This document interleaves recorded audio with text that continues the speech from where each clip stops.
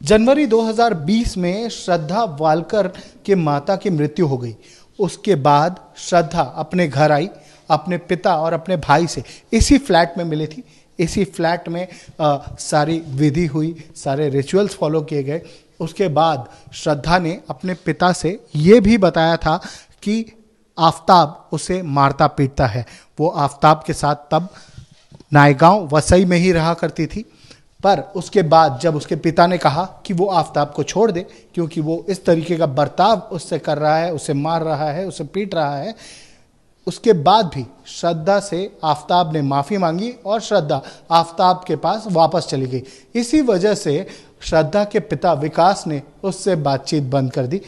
बेटी और पिता के बीच में उसके बाद बहुत समय तक कोई बातचीत नहीं थी, कोई भी तरीके का कोई भी कम्युनिकेशन नहीं था।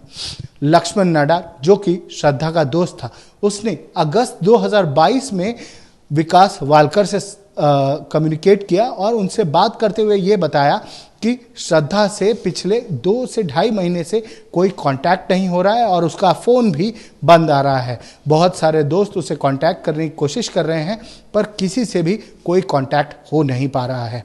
उसके बाद विकास वालकर ने मानिकपुर पुलिस स्टेशन में एक मिसिंग कंप्लेंट लिखवाई और मानिकपुर पुलिस ने उसके बाद अपनी कार्रवाई शुरू की। उन्होंने मोबाइल लोकेशन निकाली श्रद्धा की, उन्होंने बैंक ट्रांजैक्शंस निकाले, जिससे ये पता चला कि छतरपुर के आसपास श्रद्धा और आफताब रह रहे थे। दोनों के ही नंबर को एनालिसिस के द्वारा जांच किया गया, दोनों के टावर लोकेशन पता लगाए गए थे।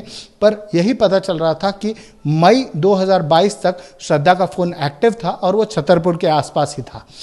आफताब भी वहीं पर रह रहा था। आफताब को स्टेटमेंट के लिए मानिकपुर वसई में बुलाया गया।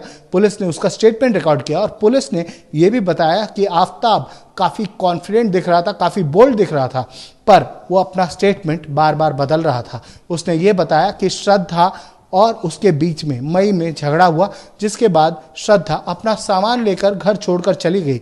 उसके बाद से उसकी श्रद्धा से कोई भी बातचीत नहीं हुई, उसका कोई भी संपर्क नहीं है। मानिकपुर पुलिस को इस बात का शक हुआ और उन्होंने दिल्ली में मेहरौली पुलिस को इस बात की जानकारी दी और उनसे मदद मांगी। उनसे ये भी कहा कि वो भी इस पूरे मामले की जांच करें। उसके बाद दिल्ली की मेहरौली पुलिस इस पूरे मामले की जांच करने लगी और आखिरकार 5 महीने बाद ये पता चला कि आफताब ने श्रद्धा का कत्ल कर दिया है और उसके बॉडी के 36 टुकड़े किए, जिसे वो रेफ्रिजरेटर में रखा करता था और उन सारे टुकड़ों को धीरे धीरे कर मेहरौली के पास के जंगल में वो फेंक आया है। अब पुलिस उन टुकड़ों की तलाश कर रही है और आफताब को कस्टडी में ले लिया गया।